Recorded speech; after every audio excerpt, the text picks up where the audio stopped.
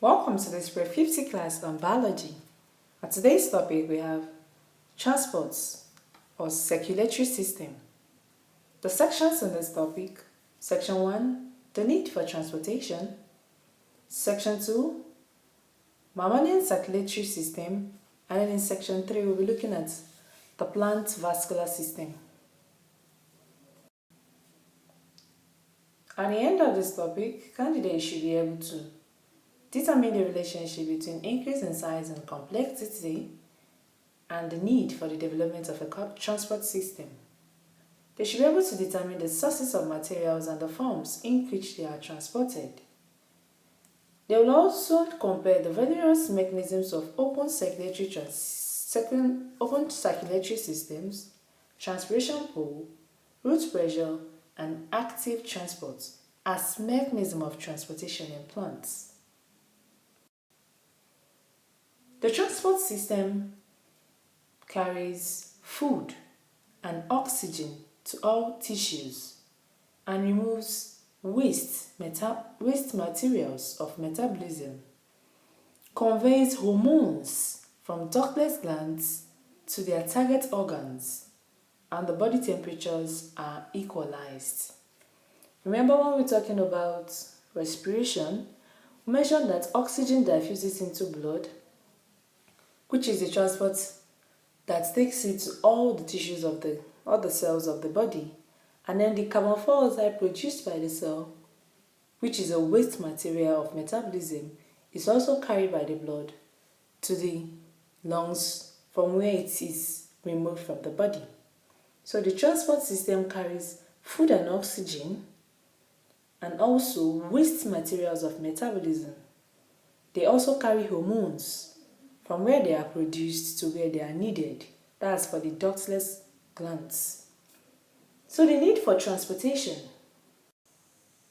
The primary purpose of transport system is to transport materials throughout the plant and animal bodies. Other functions of transport system include regulation of body temperature in the vertebra by transporting and distributing heat. 2. Regulation of water balance in animals. 3. Auxins in plants and animal hormones secreted by ductless glands are carried from the site of production to the target tissue by the transport system. Auxin is a hormone in plants, so this is simply saying that hormones, whether auxins in plants or endocrine hormones in animals, that these hormones, when they are secreted by ductless glands, they have to be carried from their site of secretion to the site of the body or to the tissue of the body where they will exert their effect. And this transportation is brought about by the transport system of the body or of the plants. Number 4, region of active cell division needs substance to enable them build new protoplasm for the purpose of forming new cells. Number 5, excess useful substances that can be stored are transported to the tissues specialized to store them. Take for example glucose in the blood. When in excess, the blood carries the glucose to the liver where it is converted to glycogen and stored. Number 6, substances required by the reproductive cells for development are moved to them by the transport system. So these are the functions of the transport system, apart from its main function, which is to transport materials, food and oxygen throughout the plant and animal bodies. Materials for transportation. In living things, there is a lifelong process of continuous exchange of materials within the cells in the body and between the entire organism and the environment. There is continuous exchange of materials. Oxygen goes in, carbon dioxide goes out. The same way. So as a host of essential materials enter the organism's body for their vital functioning, so also do waste products and unwanted substances leave the body to the environment. Materials for transportation include water, gases, digested food, and other nutrients, and various secretions such as enzymes, hormones. Other examples of materials for transportation are excretory products and excess materials for elimination or storage. So these listed materials form the materials for transportation in the body. Media of transport. Number 1. The cytoplasm in the cell. The unicellular plants and animals live in aquatic habitats of all types, can be freshwater, brackish water, marine or salt water. Their bodies are surrounded and bathed by water. Nutrients are dissolved in the surrounding water. These nutrients diffuses into the bodies of these organisms for the purpose of building their body and releasing energy.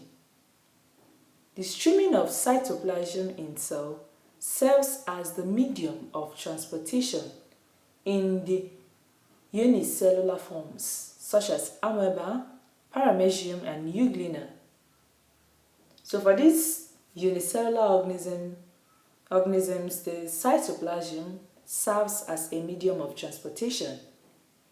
In simple multicellular forms like the Spirogyra and fungi, or in the non-vascular plants such as Pteridophyta, and in roundworms, special media of transportation of food and oxygen to the more bulky and complex body had to be developed to assist cytoplasmic streaming.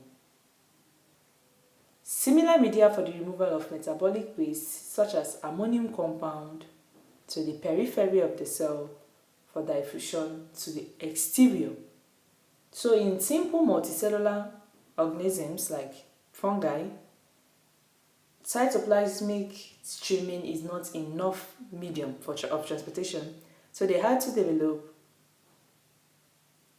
a complex or a more complicated media of transport to assist cytoplasmic streaming for efficient transportation of food and organism,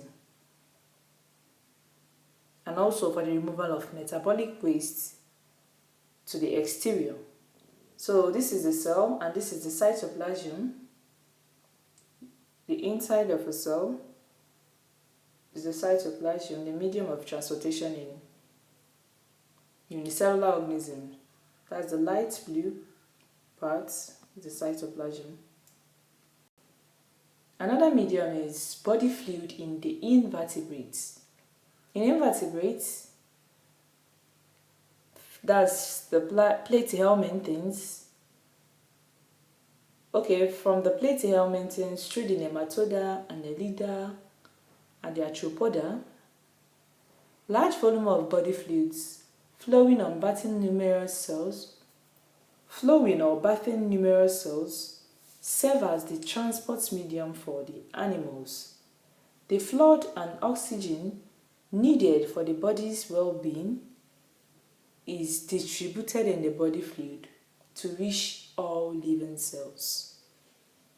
So in invertebrates, the platyhelminths or the arthropods, the insects, that there is a large volume of body fluid flowing in them, and this body fluid serves as a medium of transport for these organisms.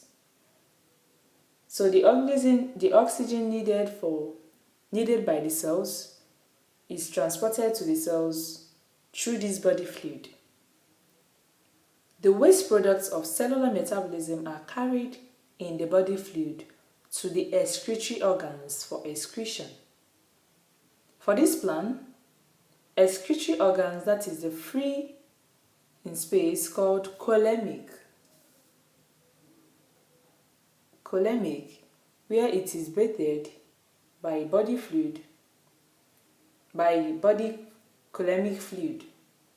Under this arrangement, these excretory organs of the following animals are not supplied by blood vessels, as seen in the vertebrates. Although the earthworm has a blood vascular system, the body fluid in the colon still serves as transport medium for the distribution of food and the carrying of waste to the nephrida, which lie free in it. Many other invertebrates have no vascular system, and so the body fluid serves the needs of transportation for the animals. So this is simply trying to say that for the arthropods or other invertebrates that have no vascular system, they have no blood vascular system, that their medium of transport is their body fluid.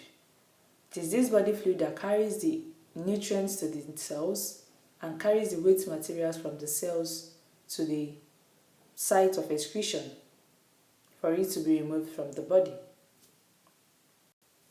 Cell sap or latex are most plants, a medium of transportation in plants.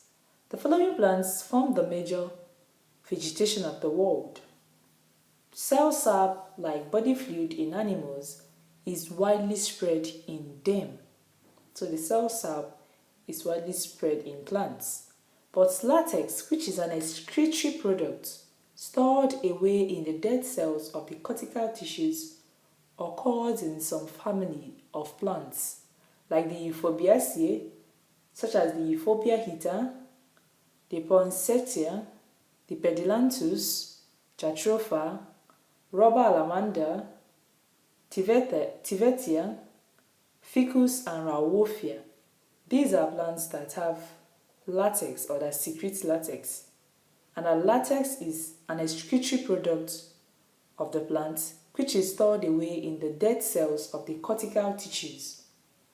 Both cell sap and latex are fluid tissues, as water is their basic component. Cell sap and latex contain water. The following plants are large and they have complex tissues, with many of them attaining great heights. The movement of absorbed soil water, and manufactured food is greatly polarized. That is, from the roots to the shoot tips, and from the shoot tips to the roots below. The sideways distribution of water, food, oxygen, and carbon dioxide is by the cell sap on latex. Cell sap or latex. Another medium is blood and lymph, and this is found in vertebrates. The fish, toads, and frog, lizards, birds, and mammals have large bodies with complex internal structure, which cannot be served or reached by body fluid alone. As a result, special vascular systems with special tissues were developed to meet the need of carrying food, oxygen, various secretions, and water to all living cells of the body, and to remove from them waste products of cellular metabolism to the excretory organs, mainly the kidney, for excretion. So, in animals, take for example humans, they belong to they are mammals. A human, for example, has a complicated body system that the body fluids alone will not be enough to take care of the supply of oxygen, the hormones, food, and so on. That is why a more suitable transport medium was developed by God. Of course, He created man to take care of this transportation. So you have everything being dissolved in the blood and being circulated to other cells by the blood. Oxygen diffuses into the blood, and from the blood carries it to all the cells of the body. Carbon dioxide also gets into the blood, from where it is taken to the lungs for excretion. So, the transport system in vertebrates is the blood or the lymph. The special fluid tissues are blood in the blood circulatory system and lymph in the lymphatic circulatory system. So we have two transport systems in the body, the blood circulatory system and the lymphatic circulatory system. Numerous microorganisms or unicellular organisms and simple multicellular organisms are found in aquatic habitats of various types, and they are bathed by water by water. All the essential materials move from water directly into their bodies with minimum difficulty. So the nutrients, oxygen, food, whatever, diffuse directly into the bodies of these aquatic animals, simple multicellular or unicellular organisms. We now talk of short distance to cover in less complex organisms and long distance to cover in more complex organisms. In a simple organism, the surface area is comparatively larger than the volume of the cell. This means that the surface area to volume ratio is high, and therefore the distance from the environment into the cell is short. Simple diffusion can transport materials from the cells to the exterior, but in the larger and the more complex organisms, the surface area is comparatively far smaller than the volume in the body. And this means that the surface area to volume ratio is high, and therefore the distance from the environment into the body is very great or very long. The organism therefore has to develop an efficient transport system to cope with this problem. So we're trying to compare the relationship between surface area to volume ratio and transportation. For simple organisms, unicellular organisms or simple multicellular organisms, they have high surface area to volume ratio. So simple diffusion can easily get these materials into the cells and out of the cells. But in complicated animals or organisms such as man, the surface area to volume ratio is low, and this is because the surface area is smaller than the volume inside the body. So simple diffusion cannot effectively take care of transportation of materials in and out of the cells, and that is why the lymphatic system and the blood circulatory system is there to take care of this transportation. Diffusion, osmosis, plasmolysis, and turgidity as mechanism of transportation in organisms. Diffusion is a process by which molecules or ions of a substance move from a region of high concentration to a region of low concentration until they are evenly distributed. That is, until the two regions become equal. They become of equal concentration. And this method of mechanism of transportation is used by amoeba and protozoans. Protozoans use simple diffusion as a mechanism of transportation. Osmosis is the flow of water or solvent molecules from a region of dilute or weaker concentration to a region of concentrated or stronger solution through a semi-permeable membrane. So in osmosis, water or solvent molecule is moving, and it is moving from lower concentration to a higher concentration through a semi-permeable membrane. There must be that semi-permeable membrane. Plasmolysis is defined as the outward movement or flow of water from living cells when they are placed in a hypertonic solution. It is the opposite of osmosis, and it involves pulling away of the cytoplasm from the cell membrane or cell wall. A hypertonic solution is a high concentrated solution. So when you place a cell in a hypertonic solution, there will be movement of water from the low or the hypertonic cell to the exterior, which is hypertonic. So water will move from inside the cells outside to dilute the hypertonic situation of the surrounding environment. So this is what happens in plasmolysis. Outward movement of water from the cells to the environment. Turgidity. Turgidity is a condition in which cells absorb plenty of water up to a point where the cell is fully stretched. It is useful to plants because it makes them stand erect, gives support to the leaves and stem and flowers, and also the guard cells. Remember when we were talking about respiration in plants? Talked about the opening and the closing of the stomata, that the guard cells surrounding the stomata absorbs water and becomes turgid. So the stomach and opens up so that oxygen goes into the plant. But when it loses its water, it closes up. Recap. The transport system carries food and oxygen to all tissues and removes waste materials of metabolism. It also conveys hormones from ductless glands to their target organs, and the body temperatures are equalized because it also carries heat to the parts of the body.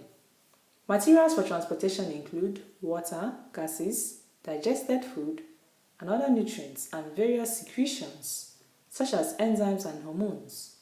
Excretory products and excess materials for elimination or storage are also materials for transportation. The streaming of cytoplasm in cells serve as a medium of transportation in unicellular organisms such as amoeba, paramecium, and euglena. Simple multicellular forms like Spirogyra and fungi also make use of this medium of transportation, that is, streaming of cytoplasm.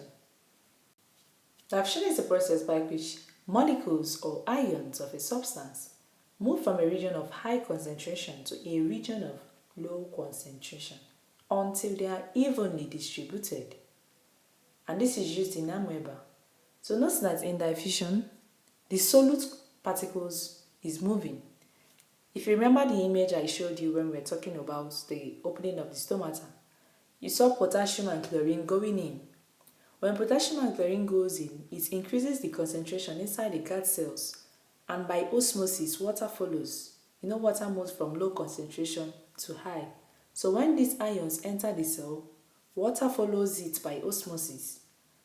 This inflow of water causes the guard cells to be turgid, and then it opens up for oxygen to enter. Let us continue. The fish, toads, and frog, lizards, birds, and mammals have large bodies with complex internal structure, which cannot be served or reached by the body fluid alone. So hence, we make use of the lymphatic system and the blood circulatory system for mammals. And with that, we come to the end of this section.